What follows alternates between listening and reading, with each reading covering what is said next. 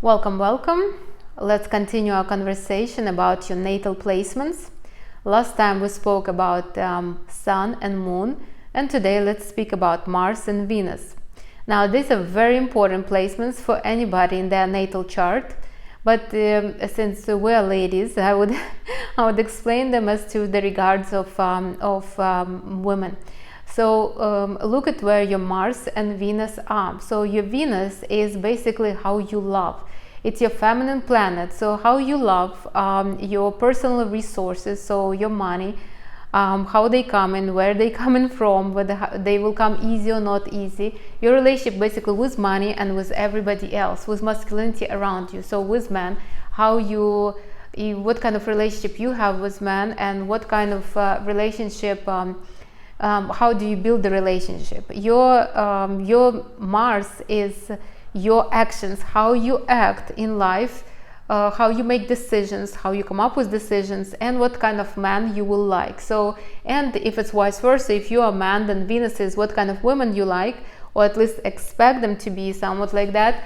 And Mars is what kind of man you are, how you act, and how you act. So let's look at these two planets today. I will go through all the placements and make sure that also pay attention which house they're standing. This is important. Remember, before we'll start, I will just remind, the first house is your house of self, second is your house of resources, money, third house. So the second house is your personal resources, money. Third house is your close connections. So these are your siblings, your maybe your colleagues. So somebody who's close to you, but not like not your children, not your parents, not your partner. The fourth house is the house of the family, of roots. So usually this is your parents, your family where you were born in. Fifth house is a house of children, pleasure, creation. Sixth house is the house of routine, of health, pets. Seventh house is the house of relationships. So these are the relationship with man, the love relationship. And the eighth house is the house of shared resources, of rebirth so something deep. Ninth house is the house of traveling, education, exploring. 10th house is the house of career. 11th house is the house of your social presence, and 12th house is the house of your deeper deeper understanding of yourself. So this is inside of you. This is more like a somewhat psychological placement. So let's go with the Venus. So Venus is your feminine planet, important where it is. That would show you what kind of woman you are, I know, I will tell you which placements are good for a woman, which are not, but just embrace what you already have. Don't fight it. Embrace what it is. I'm a very feminine woman, but my Venus is in Sagittarius. Not a good placement, you will say, for a woman, obviously. It's a Venus in fire sign. Venus in fire sign is never good. Venus in air sign also is not too good. But I learned how to work with my Venus in Sagittarius. So let's go with all of them. Venus in Aries is a very independent Amazon woman fighter. This Artemis, like a woman that doesn't need really a man, that will do everything for herself. She likes it, and she basically she craves this independence. Even when she's in a relationship, she basically wants to do something. The difficulty here, sometimes a man with such a woman become feminine, become soft, and become very they don't feel like they need to do anything, because a woman is like, I can do it all by myself. So be careful with that. These women are usually dressed bright, but not very feminine. So they're more practical. They're more action oriented. So they would wear something comfortable. They wouldn't be wearing something like a flowy silk dress, the high maintenance dress, because you need to look after it, and you could not be free with your actions. So these are these women. Money come to them by doing actions. They do actions, they get the money. That's it. This is a very masculine Venus placement. And I know quite a few women like this, so I can, without a doubt, I can stand for my words for sure. Now Venus in Taurus is a very entitled placement. Why? Because for Venus, Taurus is actually its home, one of its homes, the other one is Libra. So here women with Venus in Taurus are very entitled. I knew a couple of those. I mean, those women, I mean, they're so entitled that they just basically expect everything from everybody. They expect and they get it. These women get everything they want, and it just, I don't know, they just somehow get it. Even when they are not in a relationship, they somehow get everything from everybody. The universe provides for them. I'm not sure how it happens, but they have very high standards. They look after themselves very well. They are very focused on they have very good styles. I mean, they look after themselves well, but they don't do it for their ego. They do it because they enjoy that. They just love to be beautiful, I guess. Money comes to them very probably through somebody. Women with Venus in Taurus don't really work that hard, but somehow they do get money. They usually have either inheritance or trust or something like that, so they always have money. Their personal money. They do dress nice, and in relationship they usually the demanding type, and men do love that about them. So they do usually have good relationship with men as well. All right, so the next one is sometimes though Venus in Taurus may be a little bit spoiled, and not every man can tolerate it, but they wouldn't attract anybody who they don't match, kind of. All right, so Venus in Gemini are women that are very social. They're masculine as well, but so they're more about connecting with people on a basic level, not on a deep level. So anything deep they don't really like to get too deep in, and they don't want to. So it's hard for them to have the relationship, because the relationship often needs some kind of work, some kind of depth, and they are not for it. Like they usually will end up in a relationship when they with somebody who they feel comfortable with, who they can laugh with, who something like by chance, like something happened and they're like, okay, let's get married. So somewhat like this. Maybe she would get pregnant and she's like, okay, so let's try to have a family. Now, they don't like difficult situations. They do like to socialize. So a marriage where they could not go outside and have friends will not serve for them. How do they get money? Usually money is not an objective for them, but how they usually get money through talking to others. So they will get some kind of connections, and somebody will get them some kind of business or some kind of idea. Now they dress usually very comfortable. These are women that probably the least high maintenance when it comes to their dressing. They're usually very minimal on their makeup, very minimal on their upkeep altogether. Now Venus in Cancer, women are very kind of homey. They do like to dress in a kind of this feminine in dresses. All these flowy long dresses are there. They do dress nice. They're really, it's a feminine placement, so they're very emotional. They do get money. Usually these women are the best kept women. Usually they get money from men. Men love them because they are emotional, so they do get money from men. If they don't get money from men, then they usually work and they don't like that much. These women, most of them are having a man that take care of them. Honestly, the ones that I knew, like even if they just have a friend of a family, it's somebody who always takes care of them. So there's a Venus in Cancer. In the relationship, they can be really good kind of companions. Why? Because they're emotional and they are not very aggressive. So men do love them for that, and they're home. They like to cook, they like to create this coziness. So men might take advantage of them. So this is the thing with them. They might become more like a mommy type for a man, and some men take advantage of them because they can. Because these women, they often feel like they're afraid to lose the partner that they have, if the Venus placement is somewhat dirty. All right, so the next one is Venus in Leo. These women are bright whether they try it or not. Then people notice them. Usually they have a bright appearance. They do dress, so all these labels, all this they love designer stuff because it grabs their attention. Even if they don't, they still get attention. They always look after themselves.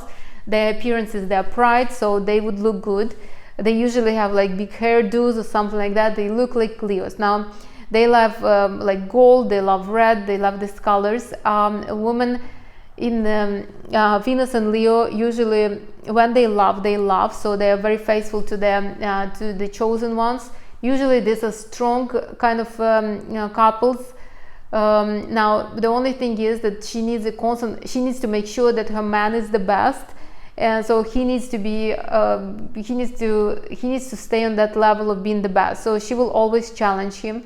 Now the money usually comes from her being somewhat famous, maybe even famous on the local level. So maybe she is like a model for some kind of agency, or maybe so something with her own kind of fame who comes with her face. So I'm not sure, maybe she's not sure. So it all comes with somewhat with her face, with her appearance, her money. So even if she works for a corporate, she's probably there promoted because she looks good, or she's very confident, or something like that. Now relationships are strong, as I said, and they don't really change the relationship often. Venus in Virgo is very particular woman. These women are very practical, so they always look after every dollar spent. Their personal money comes usually from investments and savings. They can really stretch that dollar far, and they make sure that men that come into their lives are contributing. These are women that are not natural gold diggers, but they would never have a man who does not contribute to them somehow. So they always make sure to date on purpose. So they don't just date just because. They date somebody to have some kind of benefit in their life. Either he will become a husband, or he will just become an admirer that will or friend with benefit of somebody. So that's how they do get money. And these women, they do look good, they present themselves well, but they don't wear like a designer stuff. They usually have very good taste, very old money kind of taste. They do dress very decent, I would say, very tasteful, not bright, but very tasteful, and they look after themselves. They are strict on others and strict on themselves as well.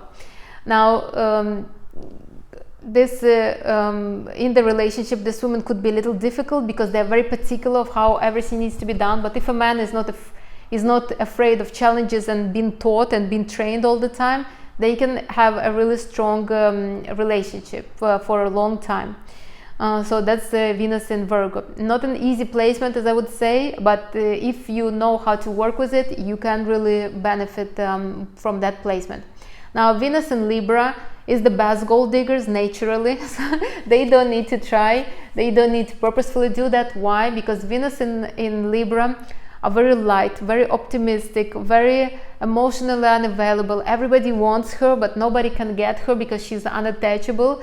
And so men that try to get her, they basically showering her with gifts, with attention, and she doesn't really care whether they are there or not. So these women are amazing. They have very kind of effortless style, so they look nice. They are ruled by Venus itself. So Venus feels good in Libra, and they have this. So Venus and Taurus, they dress nice, but they think twice before wearing something. Venus and Libra are experimental. They can try something new. You know, they can throw in a couple things. So it's like effortlessly chic, so to say. So in the relationship, they don't stay long. Honestly, if this Venus in Libra is hard to build a relationship, and they don't suffer from it. They really don't care. They change partners fast.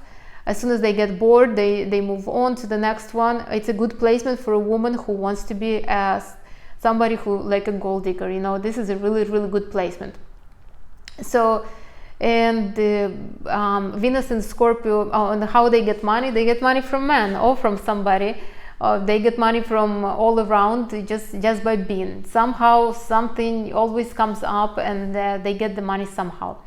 Even I had a colleague a long time ago in my corporate world, and she had Venus in Libra. So this is how she got the job. She had no education, no experience, but her boyfriend at that time knew a boss of my boss or something. And she basically was like, yeah, I was thinking to get into finances, I didn't know how. So he basically sneak her in. And you know, how did I know this? Because I was training her, and I was shocked how she was so clueless about everything. And she got tired of it in like half a year, and she was done with that career very fast. So this is how it is with Venus and Libra. Now Venus and Scorpio women are deep. They when they love, when they give, but they are a little bit dramatic when it comes to the relationship, to the money. So they can, for example, spend all the money, and then they just try to rebuild themselves. So in the relationship they would fight, and then they would have like a huge makeup sex or something. So it's like they always need some kind of drama, something. So if you have this placement, maybe have like a role plays, do role plays with your partner, or they would date somebody who is unapproachable, or some emotional, not available, like that. But when they do love, they are very good with you know, they really could be dangerous to men if they know how to use their dark femininity like that. With money, they do get money, it's just they don't always smart with the money. Now they dress kind of very femme fatale kind of style, very interesting, a lot of dark, a lot of red, a lot of like dark eyes, you know, like stuff like that. Men are attracted to this woman, and if they know how to use it, they can really benefit from it. So now Venus in Sagittarius, me, these women love freedom. They love to flirt. They love this fire that comes with the flirting, but they are not very committal. And you know what? I'm a person who's been married a few times, so I love men very much, and I love the relationship. But every time I was married, I was almost regretting that I did it. So this is normal for Venus and Sagittarius. Venus and Sagittarius also doesn't tolerate any kind of emotional kind of messiness, drama, or anything like that. So they are very very quick on closing the doors. They're not afraid to close the doors, and maybe this is a shortcoming that I have. So anyways, these women don't care much about the money too, and when the money comes, they spend them. So they use the money for their kind of exploration, for their enjoyment. And I can say that with myself, as much as I build security and then I want to go traveling and I go traveling and I spend quite a good amount of money. So this is Venus and Sagittarius. To be in the relationship for Venus and Sagittarius, they need somebody who doesn't make them bored, so it doesn't make them feel bored. Venus and Capricorn are women who are women that are building legacy together. They're looking for a partner with whom they can stay together and build something big together. You know, they are not going to do this kind of short flirtations, because this is not something that they would be interested in. These women look good, but sometimes their look is a little bit boring. So they usually dress in the same kind of clothes. They have the same style, and usually it's something strict. You know, like the dresses that are like more like a business kind of casual style that they wear since high school till they're like, I don't know, in their 70s. And these women look good, but again, very rigid. In the relationship, they could be good partners, but these are usually women that are cheated on often. With the money, they always have money, and those money usually coming from different sources. So this is something, they do have money. With the relationship, they are not always happy. Venus in the Aquarius is a Venus that's experimental, that wants something, like very curious. Venus wants to try a lot of things. This is the Venus that would have will be bisexual, will be, you know, here and there. In the relationship, they could stay long if the partner doesn't bore them. But for the most part, they're more about learning themselves, about deep kind of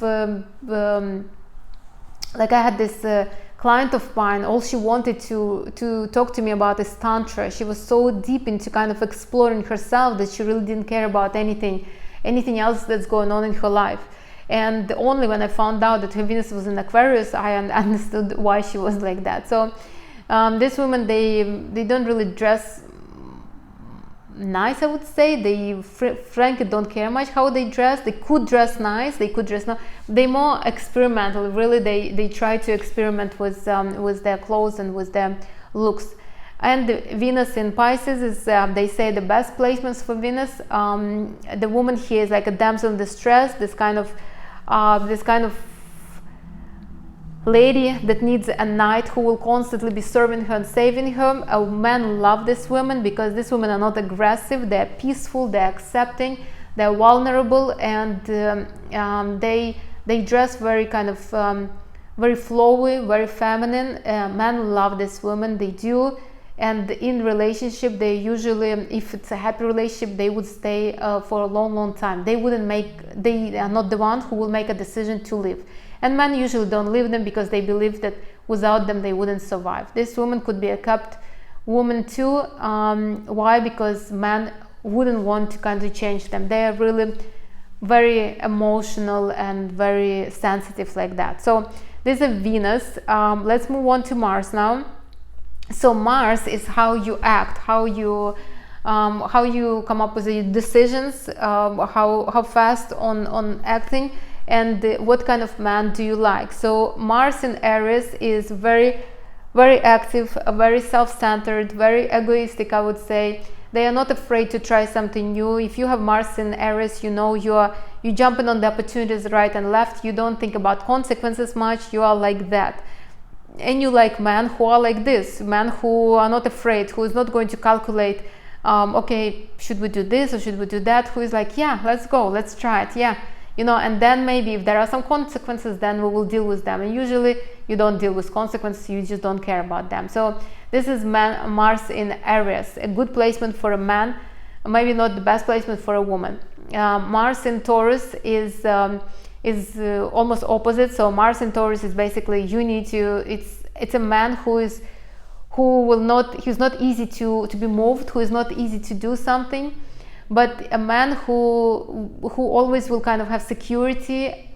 So this is a man who will always wait for you, who will always have a bed ready for you, who will kind of back you up if something. So you like men like this, a man who almost like a father. Now, would you be happy with a man like this? I don't know. Usually people get bored with men with Mars in Taurus. But it's not the worst placement for Mars, but it's not the best. For a woman, Mars in Taurus is a good placement because you're focused on your security, on your bag. You think twice before doing some kind of actions. It's not bad for a woman. Now, Mars in Gemini is you like men who are very communicative, who are social, who are somewhat maybe even popular in their circles.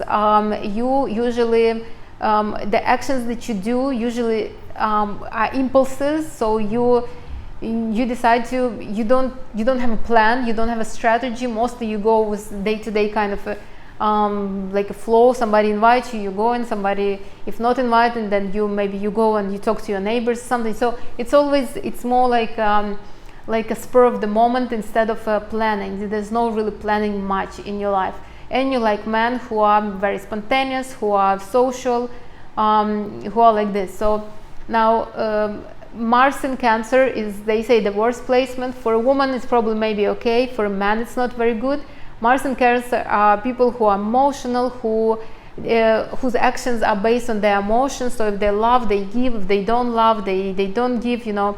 They like to stay at home, they like to cuddle, they like to kind of to express their love through kind of emotions and all this, who love to cook, who are the best fathers. Now you will be looking, if you have Mars in Cancer, you will be looking for that. You will be looking for a man who will be not maybe a provider, but who will be good houseman, who will look after the children, after the house, and you will appreciate him for that. Now a man in Leo is the best kind of gifters. They are very generous. If you have man in Leo, then you probably are generous. You probably give to others. You invite people here and there. Now a man in Leo is a good placement for, I would say it's a good placement for man. It's not a bad placement for women too. So you would like men who are popular, who are somewhat popular. When you're in school, you would probably choose the man who is like who drives the best car, or who is the most popular among the girls, you would love him. You would probably love men who are expressive, who are not afraid to take a risk in their outfits, who like to kind of to show that they have money, who are confident, and you will go for them. For a family, is this a man a good man? Probably not, because he will be spending his money on validation, impressing others, and them praising him. I'm not sure how to live with a man like this when you have a family. So, but for a kind of, for dating somebody like this, amazing, he will shower you with gifts non-stop, and with flowers and with attention, and will take you to the hottest spots in town. I love men with Mars and Leo, as long as it's not too serious. Now, man with now, if you have Mars in Virgo, you probably you like to control. You will calculate all the risks before doing something. So you would do something, but you will make sure, is it worth it? Is it not worth it? Should I do it? Should I not do it? Like that. The men that you like are like this. You like practical men that think twice before doing something. Instead of him telling, oh, okay, so you want to go to Italy, let's go to Italy. He will calculate and say, you know what, it would be better if you would go to maybe to Croatia. Well, I don't know, Croatia is probably the same amount, but maybe it would be more affordable. So if we will go to Croatia, and then I can buy you a really good gift, and you will be like, oh my God, like I love him, you know, like this. Or he probably will say, he will be somewhat like, okay, instead of me buying you flowers every single week, let me kind of buy you one good gift, like this. Very practical man. And you will love him for his practicality. If you have Mars in Libra, you're very flirty, very social, but not social on the Gemini level, when you just want to kind of to connect to people and learn something new. When you are on a Libra level, Mars in Libra, you just flirting with, you connecting with people on the heart level. So you flirt, you talk, you maybe do some kind of business with them. You are easy to do something. It's not like you're going to think twice, but again, you wouldn't do something if you will not have like your friends with you. So friends are very important for Mars in Libra. And if you have a man with Mars in Libra, know that he will have a lot of friends and he will be around them all the time. So you marry not only him, but all his entourage.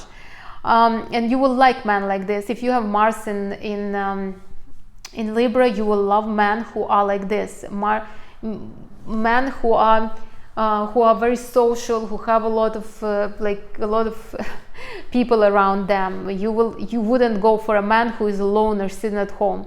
That won't be for you. Mars in Scorpio are people who are active, but again, their acts depend on their emotions, so they will think twice. They are more, from all the water signs, they're probably the most active, but still not exactly as active as any fire sign. So Mars in Scorpio could be also somewhat dramatic and manipulative. They would want you to kind of, they are not really too easy to read, and they would want you to kind of to feel what they need at that moment. And you would, if you have Mars in Scorpio, you would love men like this. Me, I have no patience for Mars in Scorpio, honestly, but this man could be really generous. They are really good lovers, but they could get like really a little too much with their emotions, and if you love that, you will love them. If you don't, then don't even get into that. They are deep, you know. If they could be jealous, they could be they could stalk you for life. They could be until they get bored, at least. So if Mars in Virgo is manipulative, this could get really like they really can get creatively manipulative, so to say. Mars in Sagittarius are men that love, well, if you have Mars in Sagittarius, you do actions to explore. So it's not like you just you love doing actions, you don't mind, but those actions could not be routinely. You need to do different actions at all times. You come up with the decisions easy, that's not a problem for you. You change your activities often, and you love men who are like this, who are trying something new, who want to explore, who want to travel, who are not boring. You would prefer a man like this. Now, a Mars in Capricorn, they say the best placement. I have Mars in Capricorn, not sure. I pretty much like it. But this meant that if you are very consistent with your decisions. You don't just make a decision and leave it. You will think about the decision, then you will do it, and you are consistent with what you're doing. People can count on you, and you can count on yourself. So you're kind of loyal to your vision and to what you decide to do. This is Mars in Capricorn, and you will love men who are confident, who are usually successful, because your own Mars is successful. You will love men men usually in Capricorn dress up really well. It may be somewhat boring style, but it's always well. They always dress up well, they always look well. Now, Mars in Aquarius is very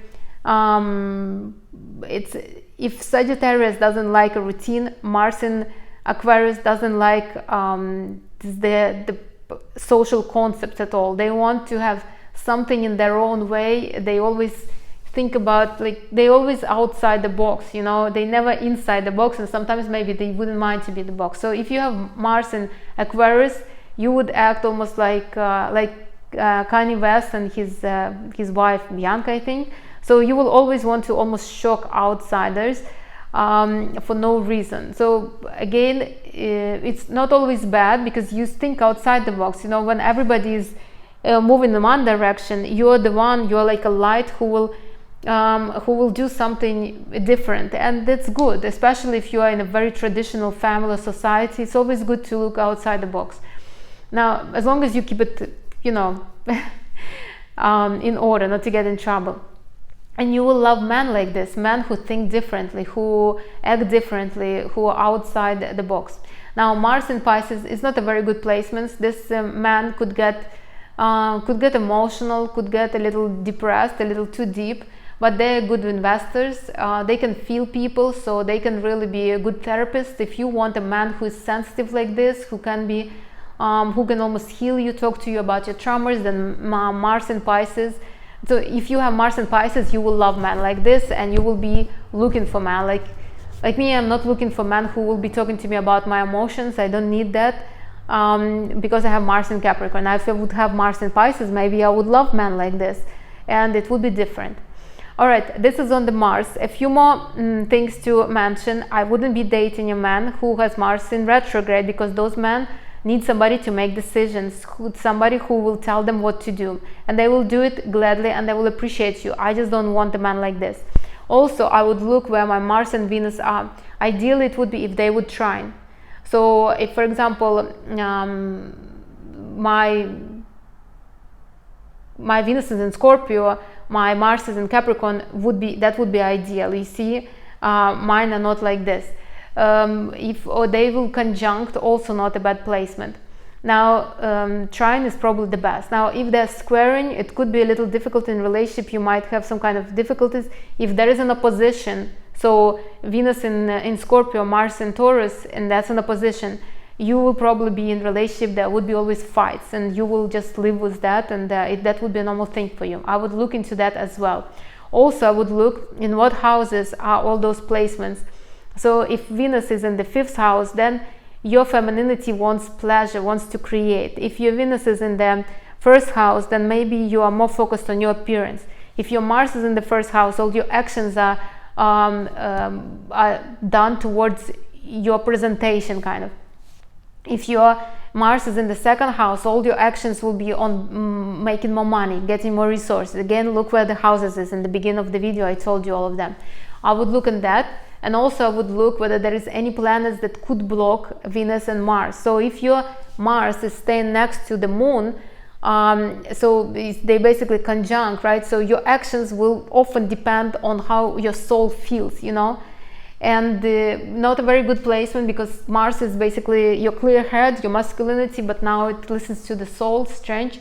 Mars and Sun, if you have conjunct, then you probably will be famous.